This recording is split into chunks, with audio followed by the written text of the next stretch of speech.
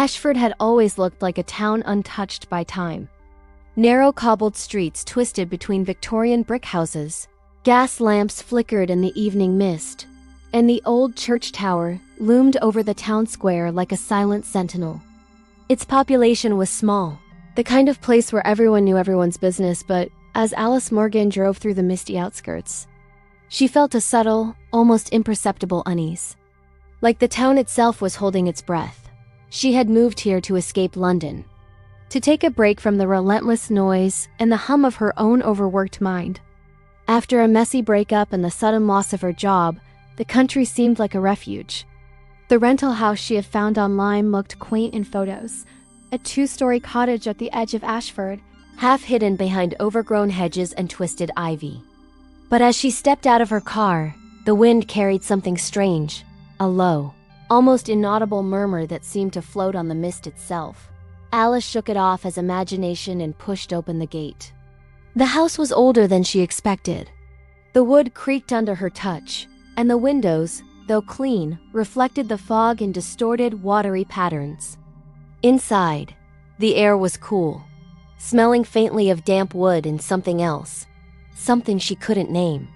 She tried to focus on unpacking, arranging the bare essentials, unpacking her laptop, and lighting a fire in the stone hearth. The house was beautiful, certainly, but the silence pressed against her ears like a living thing. Her first night was restless.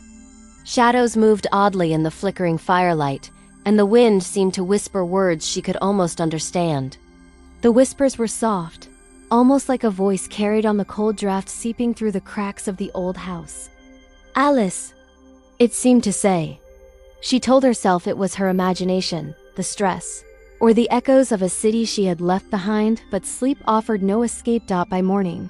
The town's quaint exterior had begun to feel suffocating. The streets were quiet, unnaturally quiet.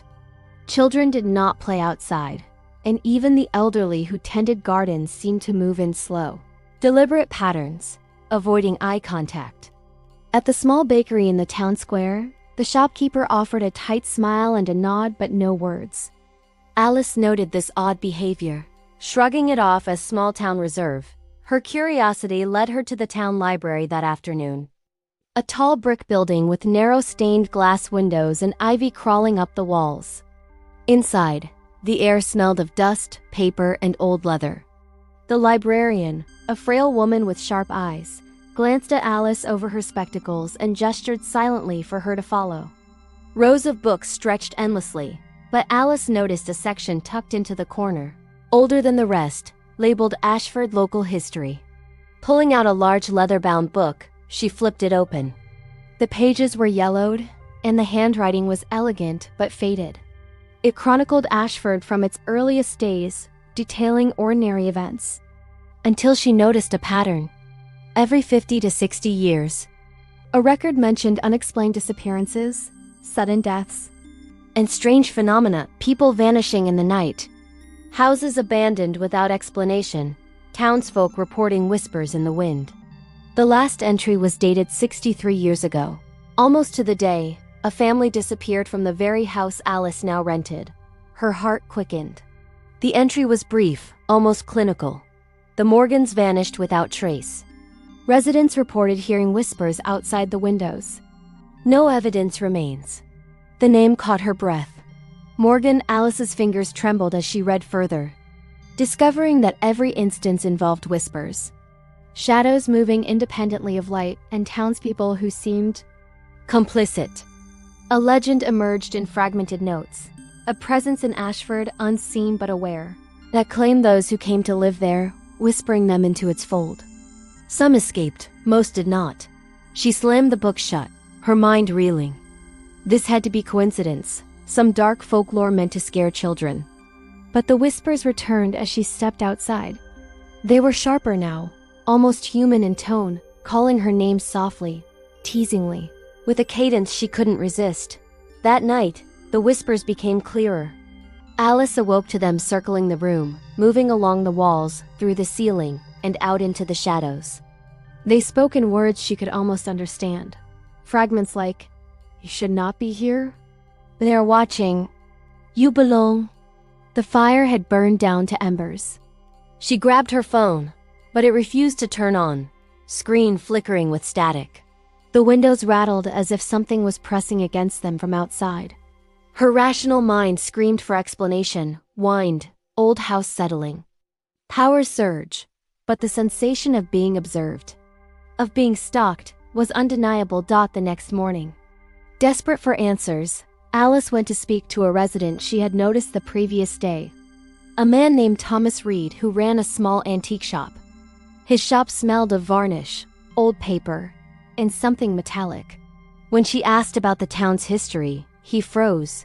"You shouldn't ask about that," he said quietly, eyes darting toward the doorway.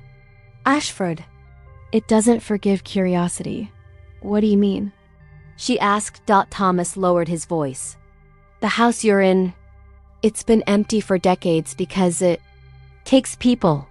We thought it died down, but you should leave before it finds you." Before she could respond, a loud crash came from the street. Alice looked outside to see a figure standing at the edge of the fog, featureless, tall and shifting like smoke. Thomas grabbed her arm. "Don't look at it," he shouted. "Whatever it is, it can only see you if you watch." Alice blinked, and the figure was gone. Only the mist remained, curling along the cobblestones.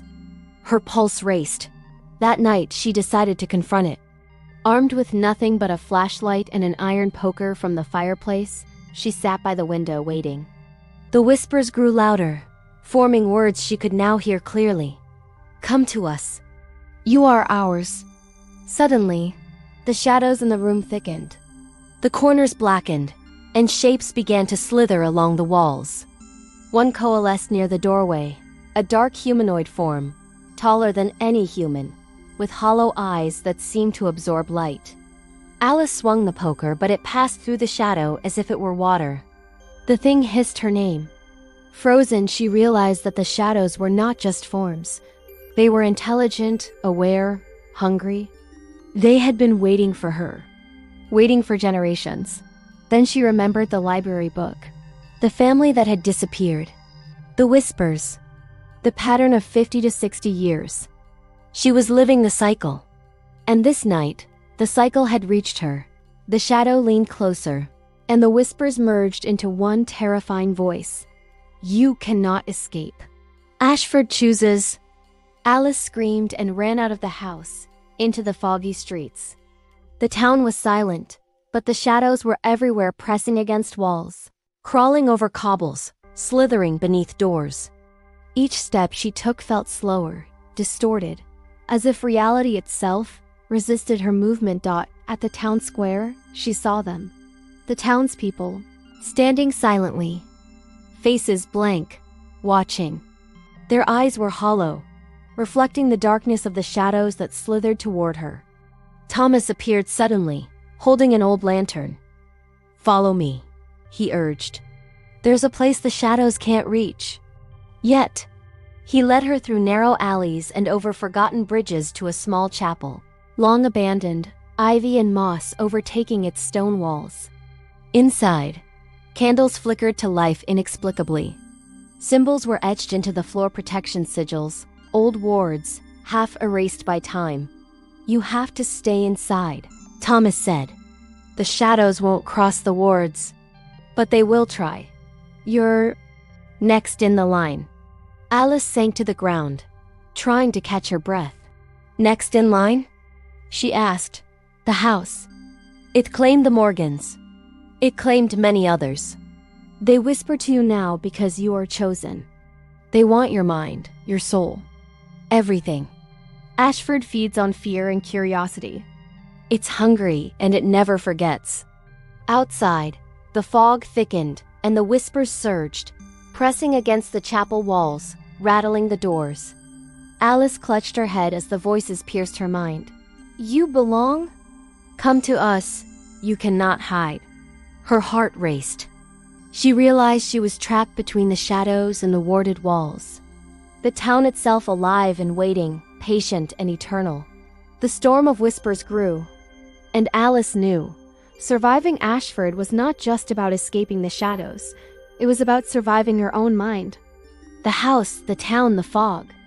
All were sentient, watching, deciding. And tonight, the Whispers had chosen her.